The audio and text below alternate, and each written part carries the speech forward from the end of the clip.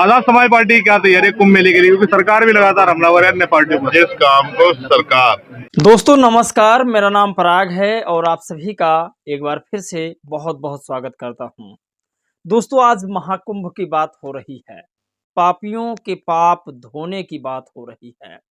एक फिल्म आई थी, राम तेरी गंगा मैली हो गई, उसमें एक गाना भी था कि राम तेरी गंगा मैली हो गई, पापियों के पाप धोते धोते।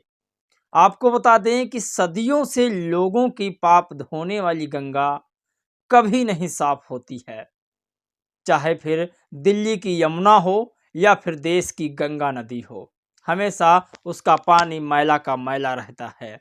आज टॉपिक क्या है उस पर बातचीत करते हैं। दरअसल संवर समाज के लोगों ने चंद्रशेखर आजाद को सबसे कठोर शब्द बोल दिया है, या फिर यूं कहें कि सीधे सीधे गाली देने का काम किया है। क्यों गाली दिया है संवर समाज के लोगों ने, वो आज आपको बताएंगे। लेकिन सबसे बड़ी खबर है, चंद्रशेखर आजाद ने आखिर कहा क्या था जिसको लेकर के पूरे देश में विवाद हो गया। आज सुर्खियों में चंद्रशेखर आजाद बने हैं। आपको बता दें, सारी देश की टीवी मीडिया जितनी है, सारी मीडिया और सारे कैमरामैन चंद्रशेखर के आगे नतमस्तक हैं। पूरी तरीका से सारी मीडिया माइक वाले चंद्रशेखर के मुंह पर लगे हुए हैं। आप इतना जानिए कि आज का दौर चंद्रशेखर का है। राजनीति भले ही चंद्रशेखर उतनी सही ना कर पाते हों, लेकिन उनके बोल हमेशा कड़वे होते हैं, ऐसी मीडिया कहती है। तो आज एक फिर भड़काऊ बयान से, या फिर यूं कहें कि अपनी बयानों की वजह से सुर्खियों में नजर आ रहे हैं पूरे देश के टीवी मीडिया के चैनलों पर चंद्रशेखर आजाद।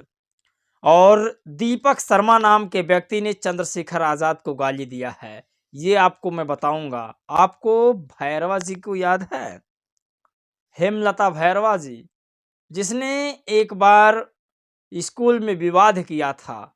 आज इस पर भी आपको बताएंगे। 10 महीना होने को है, मैंने भी उसके बारे में एक वीडियो बनाया था। बहुत ज़रूरी है ये सारी खबरें आपके लिए सुनना। चलिए वीडियो शुरू करते हैं। दोस्तों कुंभ की अगर हम बात करें तो कुंभ में कुछ और हो रहा है इस समय, जो इस देश का संविधान पूरी तरीका से कभी भी इजाज़त नहीं देगा।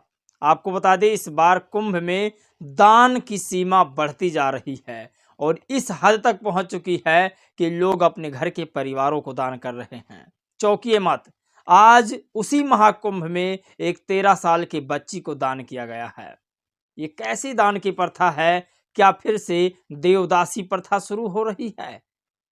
ये अपने आप में सोचने वाली बात है। आप सोचिए, चंद्रशेखर के बयानों से लोगों के भावनाएं आहत हो गई, वहीं लोगों ने अपने घर की इज्जतों को दान कर दिया, तब किसी भी व्यक्ति की भावनाएं आहत नहीं हुई।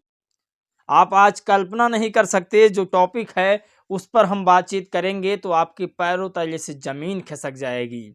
दरअसल महाकुंभ का आयोजन हुआ है इस बार। लोगों का कहना है कि 144 साल बाद ये महाकुंभ आया है, लेकिन आप कल्पना नहीं कर सकते 144 साल बाद महाकुंभ आया है तो क्या किसी के बहन बेटी का दान मांग रहा है?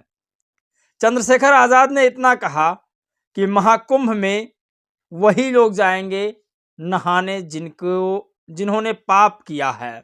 सांसद चंद्रशेखर का ये बयान आया है, आप तस्वीरों में देख सकते हैं। सांसद चंद्रशेखर का बड़ा बयान, उन्होंने कहा कि महाकुंभ में वही लोग जाएंगे जिन्होंने पाप किया है। यही बयान आज के 2 दिन पहले अखिलेश यादव ने भी दिया था कि महाकुंभ में मैं दान करने जाऊंगा, मैं स्नान करने जाऊंगा, किसी को निमंत्रण देने की कोई आवश्यकता नहीं है, और बहुत सारी बातें कही थी। लेकिन मीडिया उनको इतना पोज नहीं दे रही थी और ना ही ये लिख रही थी कि अखिलेश के भड़काऊ बयान। दरअसल चंद्रशेखर एक उस जाति से आते हैं जिस जाति के लोगों को छुआ तक नहीं जाता है। ये बात मैं कर रहा हूँ 1950 की पहले की, जब देश में संविधान नहीं था, तब हालात दलितों की यही थी। आज तो खैर बाबा साहब की देन है कि संसद में भी अपना हुक्मरान है और सड़कों पर भी अपने हुक्मरान हैं। आपको बता दें कि जैसे ही चंद्रशेखर आज़ाद ने कहा कि महाकुंभ में वही लोग जाएंगे जिसने पाप किया है। दीपक शर्मा को जो बयान आया है वो बयान सुन करके मेरे रोंगटे खड़े हो रहे हैं। आपको बता दें, कहते हैं रावण दोगला है। सुनिए, आप एक सांसद को कह रहे हैं जिसने कई लाख वोट पा करके चुनाव जीता हो और कई लाख लोगों का नेतृत्व कर रहा हो, एक पार्टी के राष्ट्रीय अध्यक्ष हो, उनको कहा जा रहा है दोगला। आप कल्पना नहीं कर सकते, इस देश के दलित समाज के, अंबेडकरवादी समाज के एक अकेला सांसद हैं जिन्हें दोगला कहा जा रहा है। रावण, तू अगर सच में मर्द है तो साबित कर दे। सोचिए, ये कहा जा रहा है। और एक मर्द का बच्चा है तो यह हज जाने वाले मुसलमानों पर बोल करके दिखा। सोचिए, उन्होंने कहा जो हज पर लोग जाते हैं उन मुसलमानों पर भी इसी तरीका से बोल कर दिखा। अगर तू ऐसा बोल दिया तो मैं तुम्हें चैलेंज देता हूं। तू अगर ऐसा बोल दिया तो मैं तुम्हें चैलेंज देता हूं, मैं बौद्ध धर्म ग्रहण कर लूंगा। आप कल्पना नहीं कर सकते। और अगर नहीं कर पाया साबित तो तू मर्द नहीं है। सोचिए किस तरह की अमर्यादित टिप्पणी किया जा रहा है एक सांसद के ऊपर। ये सिर्फ अकेले नहीं हैं दीपक शर्मा, इनके जैसे हजारों लोग होंगे जो चंद्रशेखर आज़ाद का विरोध कर रहे हैं। हालांकि चंद्रशेखर आज़ाद को ऐसे बयान नहीं देना चाहिए था, क्योंकि वो एक सांसद हैं और उनके संसदीय क्षेत्र में हजारों ब्राह्मण हैं।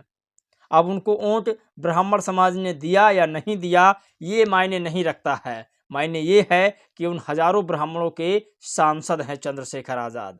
और इस देश की ओबीसी, एससी, एसटी माइनॉरिटी व हिंदू समाज की कम्युनिटी महाकुंभ में जाती है तो उनके भावनाओं को ठेस पहुंची है। ये मैं कह रहा हूं पूरे होशो हवास में। लेकिन इसका ये मतलब नहीं कि कोई एक सांसद को, एक पार्टी के राष्ट्रीय अध्यक्ष को दोगला बोल दे, गाली दे दे, अपशब्द कह दे। इसके बाद आपको बताऊंगा कि कितने आप लोग सच्चे सनातनी हैं और कितने आप लोग की भावनाएं आहत होती है। आप सोचिए कि उसी कुंभ मेले में जहां पर चंद्रशेखर आज़ाद ने कहा कि कुंभ में वही लोग नहाने जाते हैं जिसने पाप किए हों, उसी कुंभ के मेले में 13 साल की बेटी को दान कर दिया गया है। सोचिए प्रथा कब की खत्म हो चुकी है। बाबा साहेब डॉक्टर भीमराव अंबेडकर ने इस देश को समता मूलक संविधान दिया। उस संविधान के जरिए ये सारे सिस्टम, देवदासी प्रथा, गंगा में पुत्र फेंकना, ये सारे सिस्टम बाबा साहेब के एक ही संविधान से खत्म हो गया। लेकिन आज भी लोग उसे अपनाने का काम कर रहे हैं। आपको बता दें, 13 साल की लड़की को दान किया गया है, इससे किसी की भावनाएं आहत नहीं हो रही है। आप कल्पना नहीं कर सकते, 13 साल की बच्ची मतलब नाबालिग, उसको ये भी नहीं पता कि हमें दान किया गया है कि बेचा गया है। मैं बिल्कुल सच्चाई बता रहा हूं, इसे आप ध्यान से सुनिएगा। नाबालिग लड़की, उसे दान किया गया है। आप कल्पना नहीं कर सकते। महिला आयोग इस पर चुप है। महिला आयोग, सरकार इसीलिए एक महिला आयोग का गठन करती है कि अगर महिलाओं के ऊपर किसी भी प्रकार का कुछ अत्याचार होता है तो सरकार से पहले महिला आयोग उससे निपटती है। लेकिन आज महिला आयोग शांत है इस मामले पर। क्या संविधान इसको पूरी तरह से इजाजत देता है कि आप सोना, चांदी, पैसे, रुपए, जेवरात दान करते तो ठीक है, अब लड़कियों को दान किया जा रहा है, ये सही है? खैर, आपको बता दें कि यहाँ पर उन लोगों की भावनाएं आहत नहीं हो रही है। भावनाएं यहाँ पर आहत हो रही है जहाँ पर चंद्रशेखर आज़ाद ने कह दिया कि पाप धोने के लिए पापी महाकुंभ में जाएंगे। बस भावनाएं आहत हो गई। अगली खबर आपको बताते हैं, सबसे बड़ी खबर। आप लोग प्लीज इस पर जवाब दीजिएगा। लेकिन अगली खबर ये है कि योगी आदित्यनाथ ने माता सावित्रीबाई फूले पर लिखा कि देश की पहली महिला शिक्षिका के जयंती पर शत शत नमन। और एक महिला हैं जिनका नाम हेमलता भैरवा है, दलित समाज से आती हैं। उन्होंने अपने स्कूल में कह दिया था कि देश की पहली टीचर महिला माता सावित्रीबाई फूले हैं। आप कल्पना नहीं कर सकते उन्हें जिस तरह से डांट फटकार पड़ी थी स्कूल में, और पिछले 10 महीनों से अभी तक उनकी सैलरी नहीं आई है। मैंने भी इस पर एक वीडियो बनाया था आज के तकरीबन 10 महीना पहले, जब शायद 26 जनवरी के दिन टीचर जो असल मायने में है भारत की पहली टीचर, वो माता सावित्रीबाई फुले हैं, सरस्वती नहीं हैं। इसको लेकर के उसको आज तक हर्जाना भरना पड़ रहा है। पिछले 10 महीने से उसकी सैलरी नहीं आई है।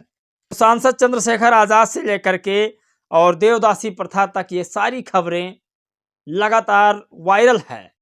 और आज मैं फिर कह रहा हूं, चंद्रशेखर की ये खबर वायरल की जा रही है, लेकिन चंद्रशेखर की वो खबरें नहीं वायरल की जाती है जिसमें वो सारे मुद्दों को उठाते हैं।